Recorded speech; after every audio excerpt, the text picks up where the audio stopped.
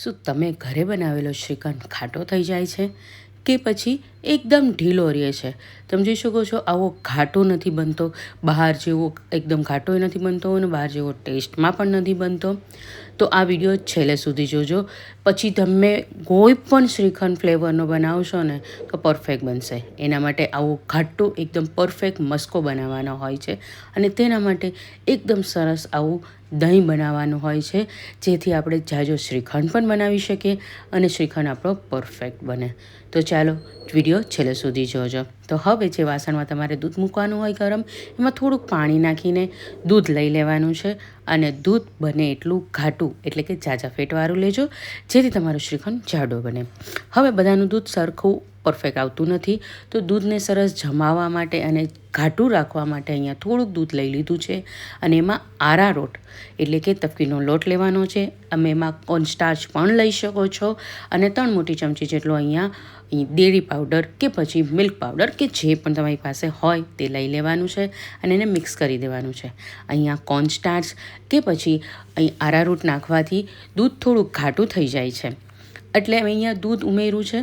તમારે ના ઉમેરવું હોય તો સ્કીપ કરી શકાય છે, તો પછી શ્રીખંડ ઘાટો નહીં બને, જાડો નહીં બને. હવે દૂધમાં એક ઉભરો આવી ગયા પછી આપણે જે મિશ્રણ તૈયાર કર્યું હતું એ નાખતું રહેવાનું છે એક હાથેથી અને એક હાથેથી એને હલાવતું રહેવાનું છે.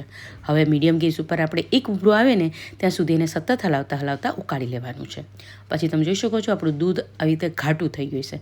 દૂધ જેટલું ઘાટું હશે ને એટલો જ આપણું દહીં સરસ બને છે. તો હવે ગેસ બંધ કરી દીધો છે અને ફટાફટ દૂધ ઠંડુ કરવા માટે મેં અહીંયા નીચે બરફના ટુકડા મૂકી દીધા છે, એટલે જેથી ફટાફટ દૂધ આપણું ઠંડુ થઈ જાય અને આપણે ઉપરથી હલાવતા રહીશું, જેથી ઉપર મલાઈ ના જામે. હવે મેં અહીંયા જ્યારે દૂધ ઉકાળવા મૂક્યું ને ત્યારે જ ગળણીમાં 3 થી 4 ચમચી જેટલું દહીં લઈ લીધું હતું.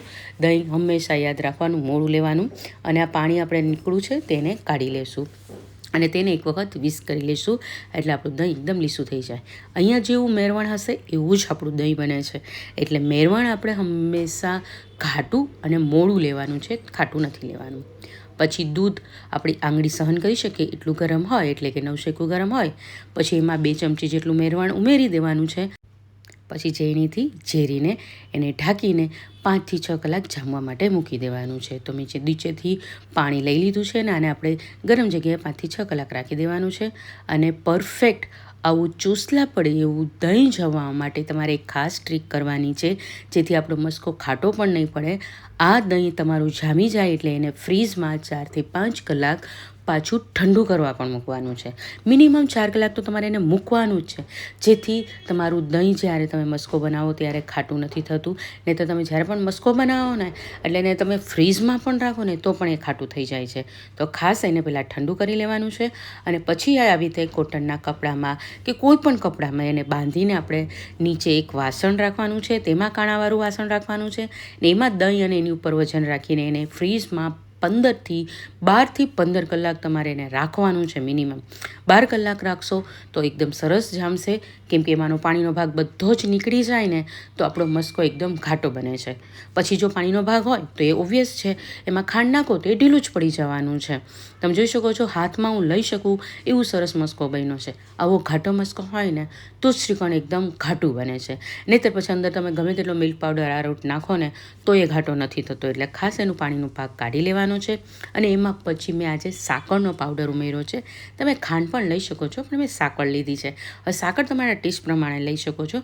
અહીંયા મસ્કો 800 થી 900 ગ્રામ હતો તો મેં 1.5 કપ જેટલી લીધી હતી. તમે કોઈ પણ લઈ શકો છો. બસ હવે આપણો પરફેક્ટ મસ્કો બની ગયો છે.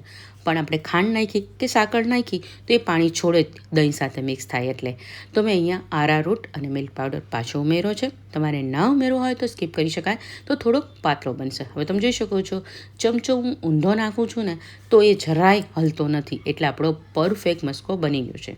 હવે જે પણ ફ્લેવર તમારે બનાવવી હોય ને એ તમે બનાવી શકો છો. મેં અહીંયા અમેરિકન નટ્સ બનાવ્યો હતો તો આટલી બધી વસ્તુ ઉમેરી હતી. તમારે ન ઉમેરવી હોય ને તો સ્કીપ કરી શકાય છે. અને બીજા કોઈ પણ ફ્લેવરનો તમારે અહીંયા શ્રીખંડ બનાવવો હોય તો એના માટે મને ચોક્કસથી કમેન્ટ કરજો, હું એનો વિડીયો પણ તમને બનાવી આપીશ. સાથે તમે વિડીયો ક્યાંથી જોઈ રહ્યા છો ને તે પણ મને કમેન્ટ કરજો. અને હા, શ્રીખંડ ત્યારે પણ સર્વ કરો તો 2 થી 3 કલાક ઠંડો કરીને સર્વ કરજો. તો ચોક્કસ ત્યાં શ્રીખંડ બનાવજો અને મને કમેન્ટ કરીને કહેજો કે રેસીપી કેવી લાગી. તો આવજો, બાય બાય, થેન્ક યુ, જય શ્રી કૃષ્ણ.